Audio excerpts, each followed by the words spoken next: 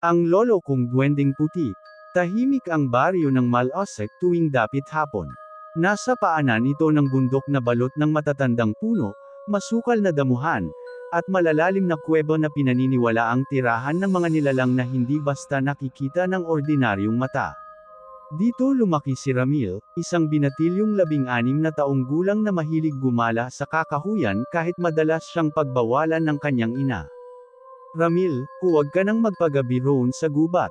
Hindi mo alam kung anong pwedeng makasama mo, paalala ng kanyang ina habang nagsasara ng bintana. Ngumiti lamang si Ramil. Para sa kanya, pawang mga kwento lang ang takot ng matatanda. Ngunit may isang bagay na matagal na niyang kinikimkim, may nakikita siyang nilalang na hindi nakikita ng iba. Isang gabi, habang siya'y nakaupo sa likod ng kanilang bahay, biglang umihip ang malamig na hangin. Doon niya muling nasalayan ang matandang duwende, puting-puti ang buhok, singhaba ng balbas ang kanyang katawan, at nakasuot ng kupas na barong. Hindi ito mukhang nakakatawa gaya ng mga kwento sa mga kwentong bata. Matapang ang mga mata nito, tila laging may minamasdan. Magandang gabi, Apo Ramil, bati ng maliit na tinig. Hindi na nagulat si Ramil. Sanay na siya sa biglaang paglitaw ng duwendeng puti. Sa isip-isip niya, baka siya lang talaga ang nakakausap nito. Lolo, bakit ako lang ang kinakausap ninyo? Tanong ni Ramil, halos pabulong. Ngumisi ang duwende, kita ang maliliit nitong ngipin. Dahil ikaw lamang ang may dugo ng aking lahi. May nakabaon sa loob mo na hindi mo pa nauunawaan. Kinilabutan si Ramil. Hindi niya maipaliwanag ang kanyang nararamdaman. May kakaibang bigat sa dibdib tuwing binabanggit ng matanda ang tungkol sa dugo. Hindi ako naniniwala, mariing sagot ni Ramil. Wala akong alam sa sinasabi mo. Ngunit bago pa siya makapagtanong pa, unti-unting naglaho ang duwendeng puti. Naiwan si Ramil na tila may nakadagan sa kanyang isip. Kinabukasan, sinamahan siya ng pinsan niyang si Boyet sa kakahuyan. Mahilig silang manghuli ng ibon gamit ang tirador. Habang naglalakad, napansin ni Boyet na parang balisa si Ramil. Oy, pinsan, bakit parang wala ka sa sarili? May nakita ka na naman ba? Yuzisa ni Boyet. Umiling si Ramil, ayaw niyang magsabi ng totoo. Pero sa loob-loob niya, ramdam niyang may sumusubaybay sa kanilang dalawa. Mula sa gilid ng mga punong kahoy, worry niya'y may matatalim na matang nakamasid. Dumating sila sa isang bahagi ng gubat na hindi pa napupuntahan ni Boyet. Dito, may isang punong balete na tila mas matanda pa sa buong baryo. Ang mga ugat nito ay kumakalat sa lupa, para bang buhay na ahas. Ramil, balik na tayo. Hindi maganda rito, bulong ni Boyet na nanginginig ang tinig. Ngunit parang may humahatak kay Ramil. Lumapit siya sa puno, hinaplos ang makapal nitong balat. Bigla siyang nakarinig ng mahinang boses na mula sa ilalim. Dugo ng aking apo. Nabitawan ni Ramil ang hawak na tirador. Napaatras siya, nanlaki ang mata. Ngunit si Boyet, tila walang narinig. Anong problema? Tanong ng pinsan. Wala, umuwi na tayo, sagot ni Ramil, pilit na pinapakalma ang sarili. Pagsapit ng gabi, muling nagpakita ang duwendeng puti. Nakaupo ito sa may hagdan ng kanilang bahay, at sa pagkakataong ito, mas seryoso ang mukha. Ramil, dumadating na ang panahon. Hindi ka na maaaring umiwas. May nakatadhanang mangyari sa iyo, at sa ating lahi. Lahi, hindi ko maintindihan. Galit na tugon ng binata. Hindi ako duwende, tao ako. Ngunit humakbang palapit ang matanda, at tila dumb-oble ang laki nito sa paningin ni Ramil. Ang mga mata nito ay kumislap, parang may liwanag na nakabaon sa kailaliman. Hindi ka ganap na tao, mariin nitong sabi. At balang araw, malalaman mong ikaw ay tagapagmana ng kapangyarihan ng puti. Mabilis na naglaho ang duwende, iniwan si Ramil na nanginginig at pawis na pawis. Hindi niya alam kung guni-guni lang ba iyon, o kung talagang nagbabadyang may malaking mangyayari. Lumipas ang 3 araw. Napansin ng ina ni Ramil na palaging wala sa sarili ang anak. Wala na itong ganang kumain at madalas tulala. Kaya't kinausap niya ito. Anak, kung may bumabagabag sa'yo, sabihin mo sa akin. Baka makatulong ako, wika ng ina. Pero paano niya maipapaliwanag ang lahat? Paano niya sasabihin na may duwende siyang nakikitang nagsasabing siya ay may kakaibang dugo? Kinagabihan, hindi na siya nakatiis. Lumabas siya ng bahay, tinungo ang balete sa kakahuyan. Doon, muli siyang nakarinig ng mga tinig na bumabalot sa paligid. Ramil, Ramil. Mula sa ilalim ng mga ugat, dahan-daang umangat ang duwendeng puti. Ngayon, mas malinaw ang boses nito, mas mabigat ang presensya. Panahon na para malaman mo ang totoo. Napaatras si Ramil, ngunit hindi na siya makatakbo. Parang may nakapidyo sa kanyang mga paa. Lolo, bakit ako? Halos mangiyak-ngiyak niyang tanong. Ngumisi ang duwende, saka itinaas ang maliit na kamay. Sa isang iglap, nagpakita ito ng kakaibang anyo, mas mahaba, mas matalim ang mga kuko, at ang mga mata ay naging malapilak na liwanag. Dahil ikaw ang huling pag-asa ng ating lahi, bulong nito. At bago tuluyang magdilim ang kanyang paningin, naramdaman ni Ramil ang matinding pag-init ng dugo sa kanyang ugat, parang may apoy na gumising sa kanyang pagkatao. Nagising si Ramil sa malamig na lupa, nakahandusay sa paanan ng balete. Nanginginig ang buong katawan niya, at ang huling natatandaan niya ay ang nakakatakot na anyo ng duwendeng puti, yung sandaling kumislap ang mga matang parang pilak at ang init na damaloy sa kanyang dugo. Pagmulat ng kanyang mga mata, napansin niyang umaga na. Naririnig na niya ang mga kuliglig at mga ibong nagbubulungan sa paligid. Pero kakaiba ang kanyang pakiramdam, parang mas malinaw ang lahat. Nakikita niya kahit ang pinakamaliit na insekto na gumagapang sa damo. Naririnig niya ang bawat kaluskos, kahit malayo pa. Tumayo siya, humawak sa puno. Nanlaki ang mata niya nang mapansin ang sariling kamay, mas matangkad ang kulay, at may bakas ng tila maliliit na puting guhit na kumikislap kapag tinatamaan ng liwanag ng araw. Hindi ito normal, bulong niya sa sarili. Pag-uwi niya, agad siyang sinalubong ng kanyang ina. Ramil, saan ka na naman nagpunta? Bakit puro putik ang katawan mo? Nag-aalalang tanong ng ina. Ma, ayos lang ako. Nadapa lang sa gubat, palusot niya. Ayaw niyang sabihin ang totoo, lalo na't ni siya mismo'y hindi maintindihan ang nangyayari. Ngunit habang kumakain sila ng almusal, bigla niyang naamoy ang mga bagay ng mas matindi kaysa dati. Naamoy niya ang bahagyang pagkasunog ng sinaing, naamoy niya pati ang pawis sa noo ng kanyang ina. Halos mabaliw siya sa sobrang talas ng pakiramdam. Anak, bakit hindi ka kumakain? Tanong muli ng ina.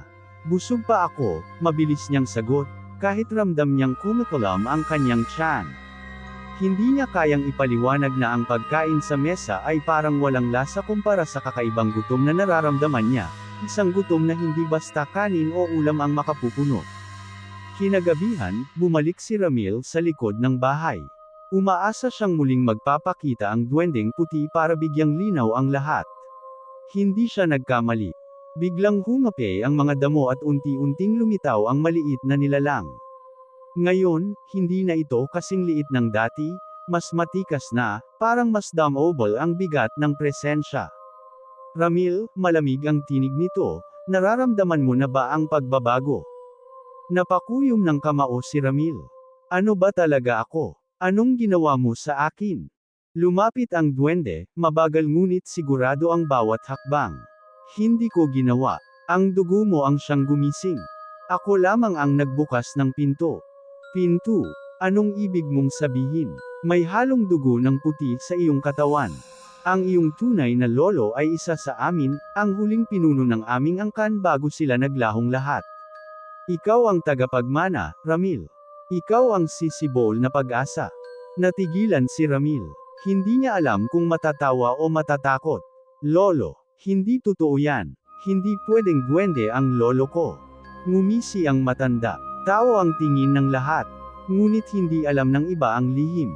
Ikaw mismo, bakit mo iniisip na ikaw lamang ang nakakakita sa akin? Dahil dala mo ang parehong dugo. Humigpit ang dibdib ni Ramil.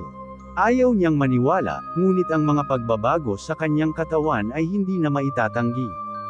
Makalipas ang ilang araw, mas lalo pang lumakas ang kanyang mga kakayahan. Isang hapon, habang naglalaro ng basketball si Boyet kasama ang ibang kabataan, napilitan si Ramil na sumali. Sa isang iglap, halos liparin niya ang buong court. Ang bawat galaw niya ay napakabilis, at ang mga mata ng mga kasama ay halos lumabas sa pagkagulat. Pre, paano mo nagawa yun? Tanong ni Boyet na halos hindi makapaniwala. Ngumisi lang si Ramil at nagkibit-balikat, pero sa loob-loob niya, natatakot siya. Alam niyang hindi normal ang lahat ng ito.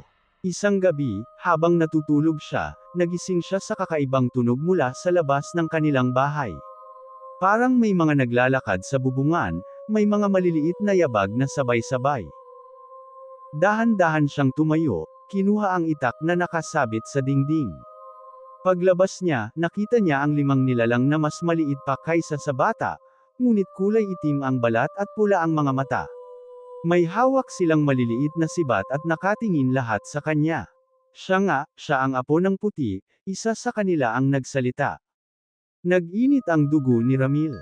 Hindi niya alam kung bakit, pero parang automatikong gumalaw ang katawan niya. Sa isang iglap, umatake ang isa sa mga nilalang. Nauna ang sibat, ngunit mabilis na nailegan ni Ramil.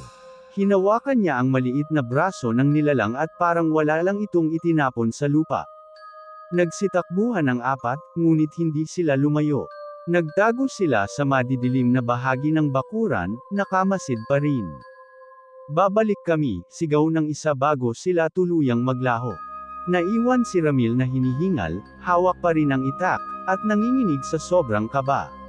Ngayon, sigurado na siya, hindi lamang kwento ang lahat ng sinabi ng duwendeng puti. May kalaban siya, may banta. Kinabukasan, hindi niya mapigil ang magtanong sa duwende nang muli itong nagpakita. Sino yung mga nilalang kagabi? Bakit ako ang hinahanap nila? Sumeryoso ang mukha ng duwendeng puti. Sila ang mga itim, angkan na matagal ng kaaway ng mga puti. Matagal silang nagkubli, ngunit ngayong nabuhay muli ang dugo sa iyong katawan, hindi ka naligtas. Hahabulin ka nila hanggang makuha ang kapangyarihang hawak mo. Kapangyarihan. Gulat na sagot ni Ramil. Wala akong kapangyarihan, lolo. May kakaiba lang sa akin, pero hindi ko alam kung paano ito gamitin. Lumapit ang duwende, saka idinantay ang maliit na palad sa dibdib ni Ramil. Hindi ka pa handa, pero oras na para magsimula. Kailangan mong matutong magpigil, at kalaunan, magpalaya. Nagkaroon ng malamig na pakiramdam si Ramil sa kanyang dibdib. Bigla siyang napaluhod sa lupa, halos mawalan ng hininga. Nang matapos, tumingin siya sa duwende, nanginginig. Anong ginawa mo? Binuksan ko ang unang pinto sa loob mo, sagot nito. Ngayon, magsisimula ang iyong pagsasanay. At mula sa gabing iyon, walang pahinga si Ramil. Tuwing madaling araw, isinasama siya ng duwendeng puti sa ilalim ng balete. Doon siya pinatutuwad, pinapatakbo, pinapahawak ng mga batong mabibigat.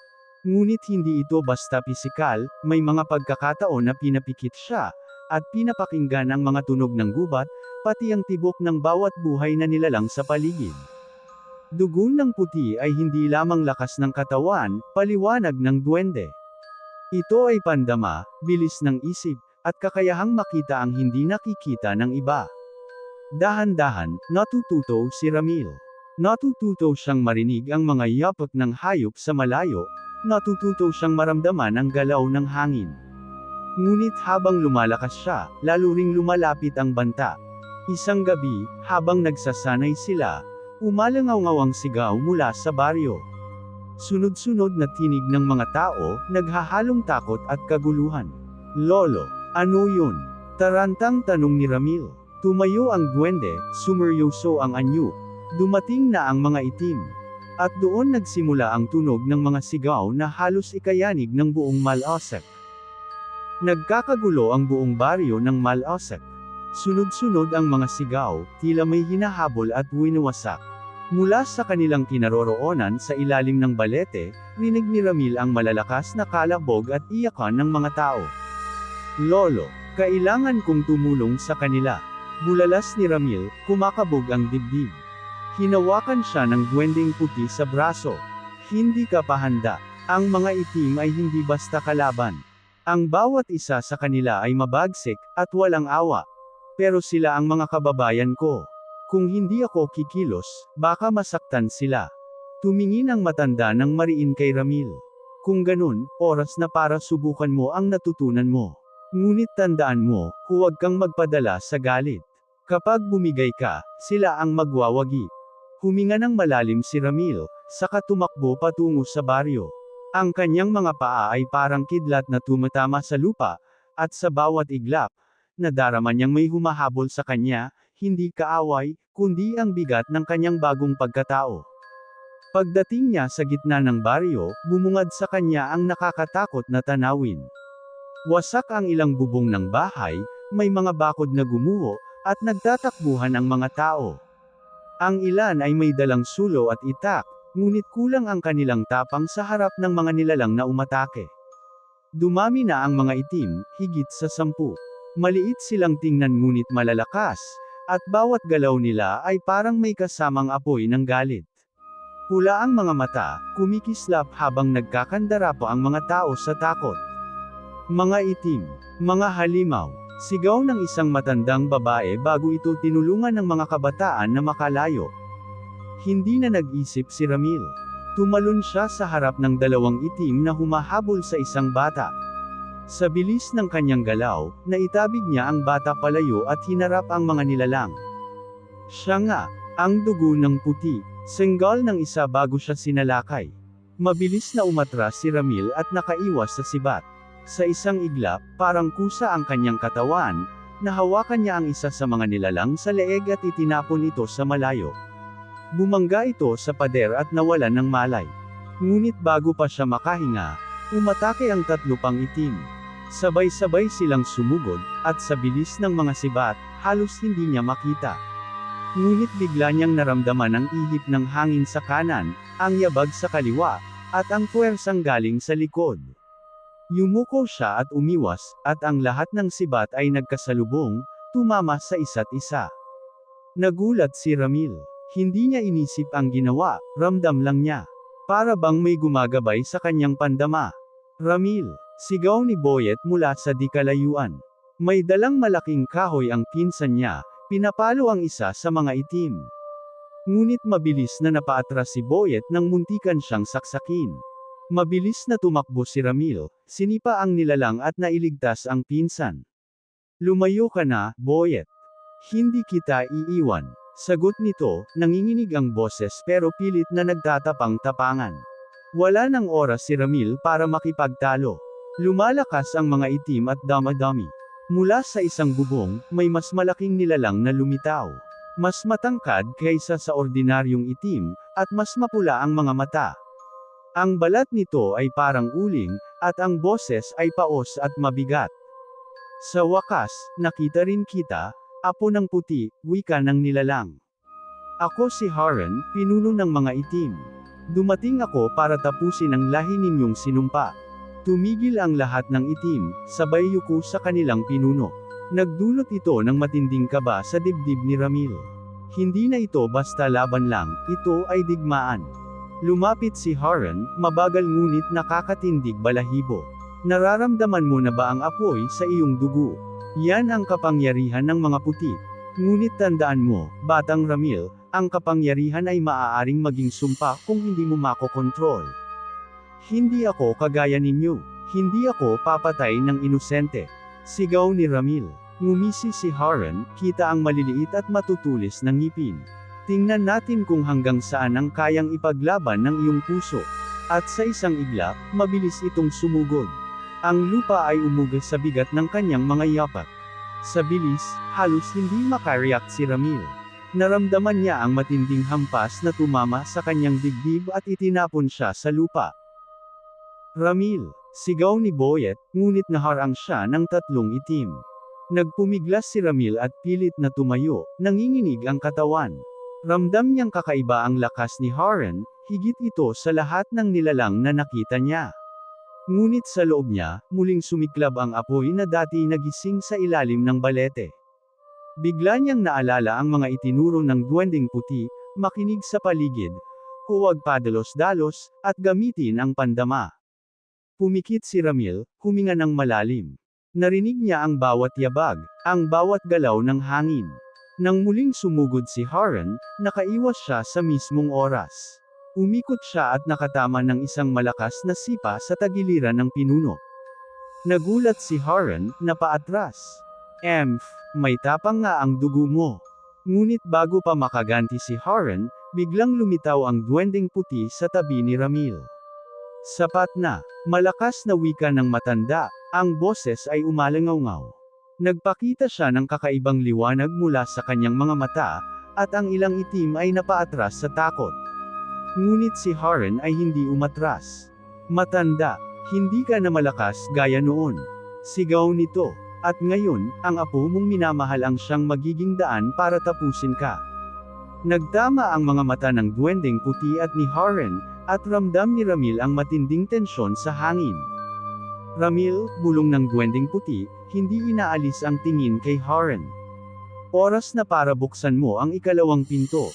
"Ikalawang pinto," bulalas ni Ramil, nanginginig. "Hindi ko alam kung kaya ko." "Kaya mo, dahil hindi na ito laban para sa iyo lamang, kundi para sa buong baryo." At bago pa siya makasagot, bigla niyang naramdaman ang malamig na palad ng duwende sa kanyang batok. Sa isang iglap, muling sumiklab ang apoy sa kanyang dugo, mas malakas, mas mainit, at mas matindi kaysa dati. Ang kanyang mga mata ay kumislap ng puting liwanag, at ang kanyang katawan ay parang puno ng lakas na hindi niya alam na posibleng maramdaman. Napatigil ang lahat ng itim, napaatras. Kahit si Harren ay napangisi ngunit halatang nagulat. Sa wakas, ang bagong puti, bulong ng pinuno. At doon nagsimula ang mas malakas pang laban, isang labang hindi na maiiwasan. Nanginginig ang lupa sa bawat sigaw ng mga itim. Ang kanilang mga pulang mata ay kumikislap, sabay-sabay na nakatuon kay Ramil na ngayoy kumikislap ang mga mata sa puting liwanag. Sa bawat tibok ng kanyang puso, ramdam niya ang init na dumadaloy sa kanyang mga ugat, isang lakas na hindi niya kailanman naisip na kakayanin ng kanyang katawan. "Ngayon, batang puti," wika ni Harren, nakangisi habang pumipintig ang kanyang pulang mga mata, "ipakita mo sa amin kung hanggang saan ang kayang gawin ng dugo mo." Humakbang si Harren, at ang kanyang mga kasamahan ay nagsimulang umatungal. Parang alon ng dilim na dahan-daang lumalapit sa gitna ng baryo. Nagtakbuhan ang mga tao, ang iba'y nagkubli sa mga sira-sirang dingding ng bahay, ang ilan na may hindi na nakalayo. Ngunit hindi na sila makalapit kay Ramil, sapagkat isang kakaibang puwersa ang humaharang sa paligid niya, kumikislap na tila hangin na nagiging liwanag. "Ramil!" sigaw ng duwending puti, "huwag kang matakot.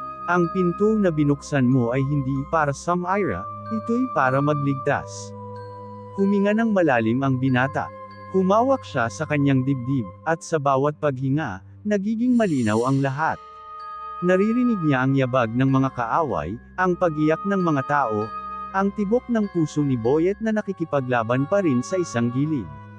Lahat ay dumadaloy sa kanya na parabang ang mundo'y isang awit na kaya niyang sabayan. Biglang sumugod ang 10 itim, sabay-sabay, dala ang kanilang sibat at pangil. Kumilos si Ramil, hindi sa takot, kundi sa tiyak na galaw. Umikot siya, umatras, at bawat hampas niya ay parang may hangin na sumasabay. Ang kanyang kamao ay tumama sa isa, at ito'y tumilapon hanggang bumangga sa pader. Isang sipa ang tumama sa isa pa, at naputol ang sibat nito. Sa bawat galaw, kumikislap ang liwanag sa paligid ng kanyang katawan. "Imposible," bulong ni Harren, ngunit lalo siyang nangiti. "Masarap patayin ang isang katulad mo." Sumugod si Harren, mabilis na parang kulog. Nagtagpo sila ni Ramil sa gitna ng baryo. Sa unang sagupaan ng kanilang mga kamao, umuga ang lupa, at nagsiliparan ang mga bubong na yari sa pawid. Ang mga itim ay napaatras sa lakas ng tama. "Hindi ka mananalo sa akin," sigaw ni Harren, sabay suntok muli. Ngunit nakaiwas si Ramil at nakatama ng suntok sa sikmura ng pinuno. Napaurong si Harren, ngunit agad itong bumawi, hinato siya gamit ang malaking bisig. Naitapon si Ramil sa lupa, gamulong sa alikabok. "Ramil!"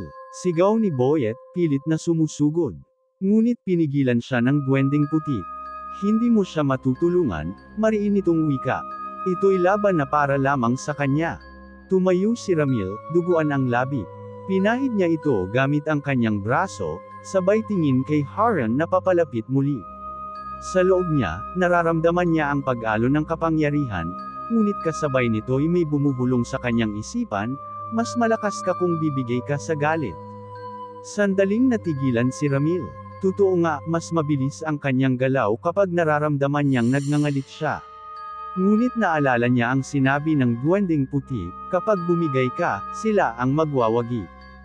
Hindi, bulong niya. Hindi ako magiging katulad ninyo. Muling sumugod si Harren, dala ang lahat ng kanyang lakas. Ngunit ngayon, imbes na salubungin ng galit, pumikit si Ramil at hinayaan ang pandama. Sa huling iglap bago siya tamaan, umiwas siya at hinawakan ang braso ng pinuno. Gamit ang lahat ng puwersa ng kanyang katawan, itinapon niya ito sa gitna ng plaza. Umuga ang lupa sa pagbagsak ni Harren. Hindi pa tapos. Sigaw ng pinuno, sabay biglang naglabas ng kakaibang anyo. Ang balat nito'y mas lalong naging maitim, ang mga matay mas mapula. Lalong lumaki ang kanyang katawan, at ang mga sibat ng kanyang mga kasama ay kusang nabali. Ang buong baryo ay nabalot ng matinding init. Napatigil ang lahat, pati si Ramil. Ngayon, mararamdaman mo ang buong kapangyarihan ng itim. At sa isang kisap mata, lumundag si Harren at tinangkang durugan si Ramil. Ngunit bago pa ito makalapit, lumitaw ang Duwendeng Puti sa harapan ng binata, nakataas ang kanyang dalawang kamay. Ramil, makinig ka, sigaw ng matanda. Ang dugo ng puti ay hindi lamang kapangyarihan, ito'y kasunduan. Ang lahi namin ay nilikha para maging tagapagtanggol ng tao laban sa dilim. Ngunit ang kasunduang iyon ay may kabayaran, at ikaw ang huling susi. Nabigla si Ramil. Ako, ang huli. Tumango ang duwende, hindi inaalis ang tingin kay Harren. Oo, kung magpapatalo ka, magwawagi ang dilim magpakailanman. Ngunit kung pipiliin mong tapusin ito, ikaw ang magiging tulay ng bagong simula. Huminga ng malalim si Ramil. Naramdaman niya ang init na umaagos sa kanyang katawan, ngunit ngayon ay mas malinaw kaysa dati. Tumakbo siya, sinalubong si Harren, at sa gitna ng malakas na alingaw-ngaw, nagsagupa silang muli. Minsan ay nahahadya siya, minsan ay nakakatama. Ngunit sa bawat hampasan, unti-unting lumalakas ang puting liwanag sa kanyang katawan. Hanggang sa dumating ang huling sandali, isang pagkakataon na tumigil ang lahat, parang huminto ang oras. Nasa harapan niya si Harren, nakataas ang kamay upang durugan siya. Ngunit bago pa tumama, itinudo ni Ramil ang lahat ng lakas. Ang kanyang kamao ay kumislap ng puting liwanag, at sa isang hampas, tinamaan niya ang dibdib ng pinuno. Sumabog ang malakas na tunog. Umuga ang lupa. Ang mga itim ay nagsigawan, bago isa-isang naglaho, parang abo na tinangay ng hangin. Si Harren, napaluhod, hawak ang kanyang dibdib na nagliliyab sa puting liwanag. Hindi maaari, bulong niya, bago tuluyang gumuho ang kanyang katawan. Tahimik ang baryo. Unti-unting bumalik ang katahimikan. Nakatayo si Ramil, nanginginig, halos mawalan ng malay. Lumapit ang Duwendeng Puti, hawak ang kanyang balikat. Tapos na, apo. Ikaw ang bagong tagapagbantay. Naluha si Ramil. Lolo, hindi ko ito magagawa nang wala ka. Ngumiti ang Duwendeng Puti. Hindi mo kailangan ng iba, Ramil. Nasa iyo na ang lahat. Ngunit tandaan mo, ang laban ay hindi tuluyang nagtatapos. Hanggat may dilim, may puti na haadlang. Lumapit si Boyet, niyakap ang pinsan. Ikaw ang bayani ng Malosek, Ramil. Ngunit sa loob ng binata, alam niyang hindi siya bayani. Siya'y isang bantay, isang tagapagsimula ng bagong kasunduan. At sa unang pagkakataon, tumangala siya sa langit na tila may bituing kumislap, nagsasabing hindi siya nag-iisa. At sa gabing iyon, nagsimula ang bagong alamat ng Baryo Malosek, ang alamat ng bagong puting duwende na nakipaglaban upang iligtas ang lahat.